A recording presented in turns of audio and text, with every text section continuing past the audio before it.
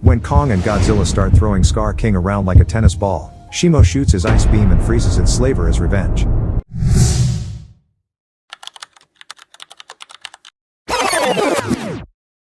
In a version of Earth where giant monsters known as Titans fight often, King Kong is living in a place called the Hollow Earth.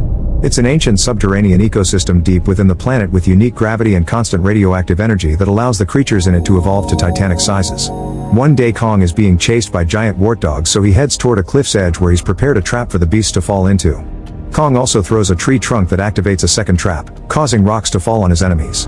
The wart dogs refuse to give up, so Kong grabs one of them and tears it in two, roaring as the blood falls on him to prove he's the boss of the area. Terrified, the wart dogs run away. Afterward, Kong washes himself in the waterfall and eats the enemy he killed, growling in pain when he discovers he has a bad tooth. Suddenly he hears a roar in the distance and the distraction allows a huge reptile to steal the meat from him. Kong only struggles for a few seconds before letting it go, more interested in what he just heard. He follows the noise but only finds a random little animal and not more like him as he thought. Meanwhile, on the surface, Dr. Eileen works for Monarch, an organization who keeps an eye on the global threats posed by Titans. She has a special system to watch them all and make sure they aren't getting in trouble. Eileen is worried about Kong because he's from a social species and he shouldn't be alone.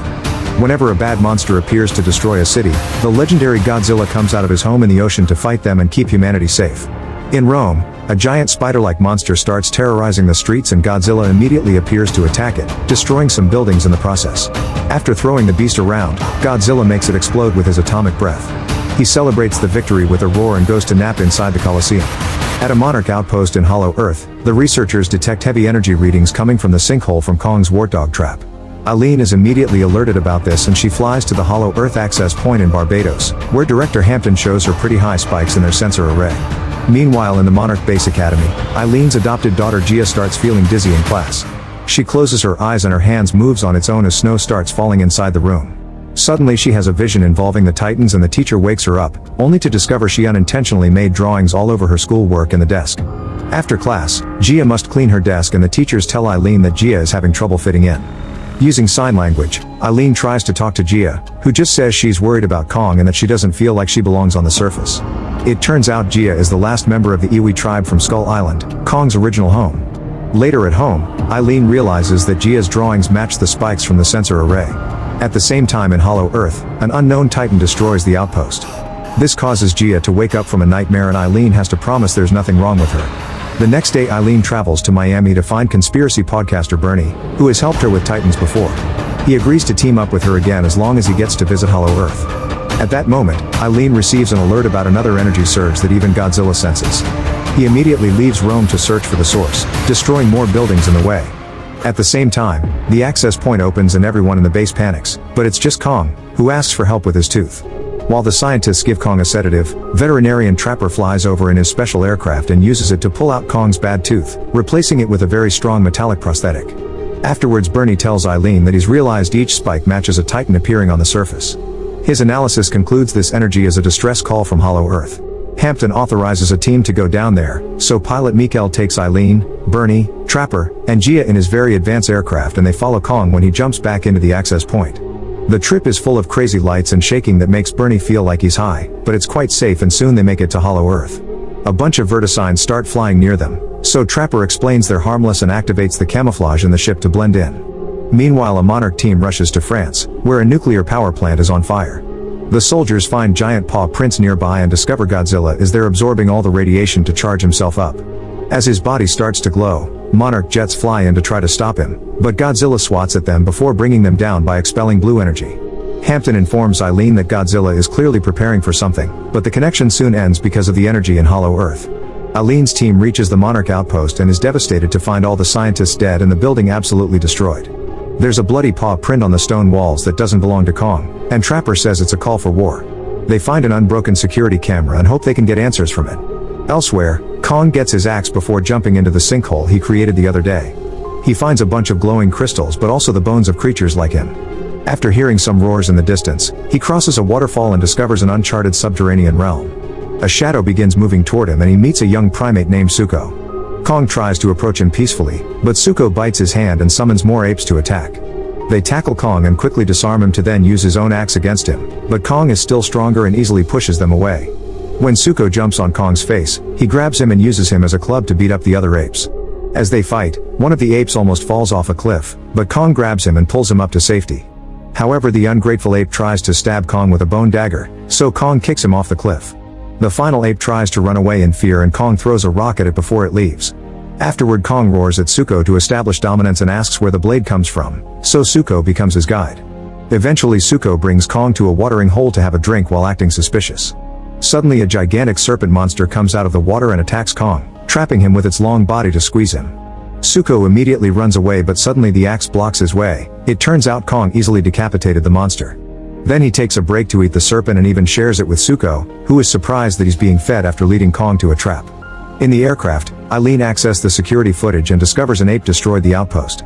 Suddenly an energy surge causes their ship to start going down, but thankfully Mikkel regains control just in time. Jia can sense where the surge came from, so they land the ship and follow her directions through the jungle. Trapper starts smelling something weird and says they should turn around, but Mikkel ignores him and announces he's in charge. At that moment, a tree creature eats him whole and the group runs away. Eileen tries calling for help, but her device isn't working. After wandering around for a while, Jia finds some old ruins that seem to belong to the Iwi tribe. There's a big structure at the back with a decoration of Mothra, the queen of the monsters. A glowing bug suddenly lies on a triangle on the wall, so Jia presses it and causes water to come out. They follow it through the structure and find an organic protective veil. When Trapper touches it, it starts glowing and Jia opens it to reveal the subterranean realm. In Spain, people run in panic as a charged-up Godzilla crosses the city and returns to the ocean. A Monarch submarine tracks his trajectory and deduces he's going to the Arctic Ocean, where a very aggressive titan called Tiamat lives. The researchers determine that if Godzilla kills Tiamat, he will become supercharged.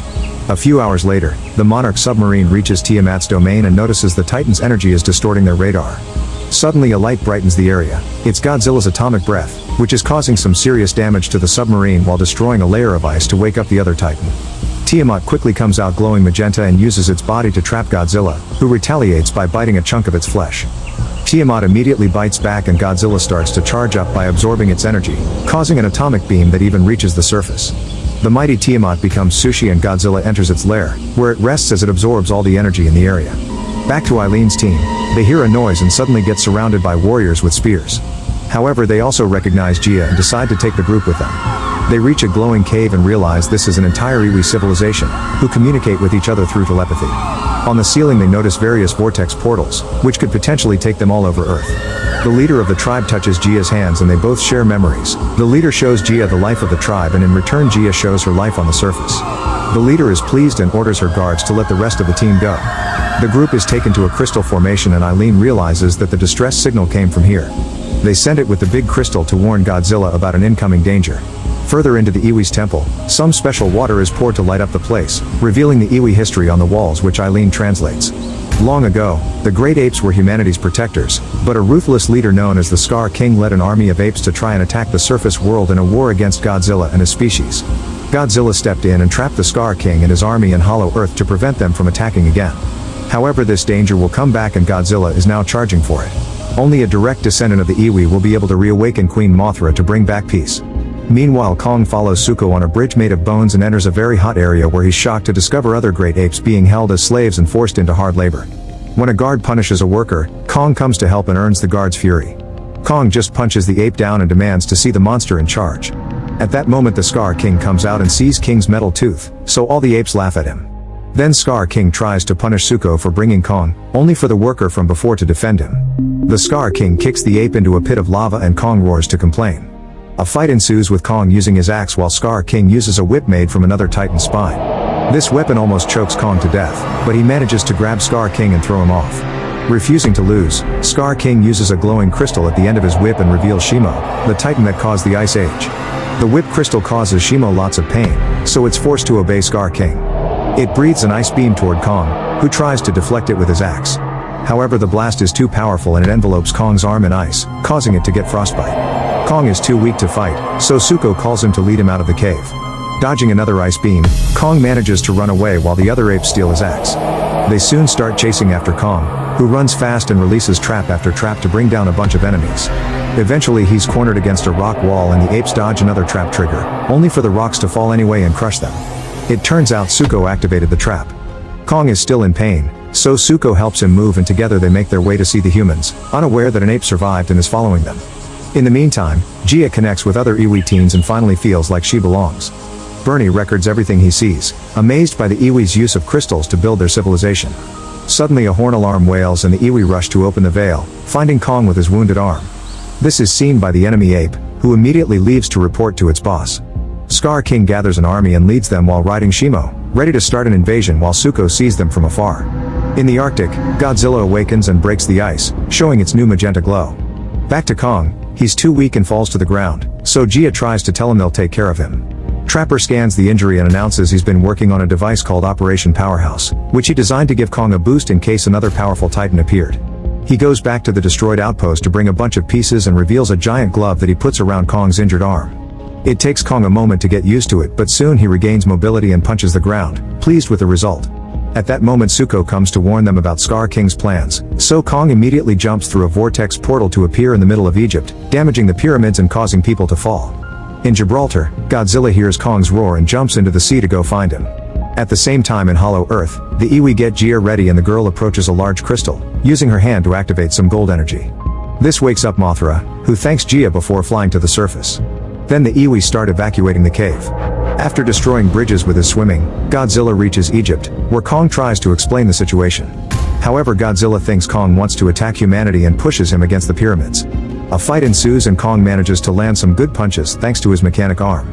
Then he grabs Godzilla's tail and starts dragging him toward the portal, only for Godzilla to glow and shoot his atomic breath, destroying more pyramids. He pushes Kong down and charges again, but this time Mothra appears and pushes him back. Gia also appears and together with Mothra they use telepathy to finally explain the situation. Godzilla roars to agree to team up. Eileen's team follow the Iwi to the area underneath the pyramids, where they pour a red liquid into the water that causes the crystals to move. Hopefully this will create a gravity surge that will hold the evil titans back.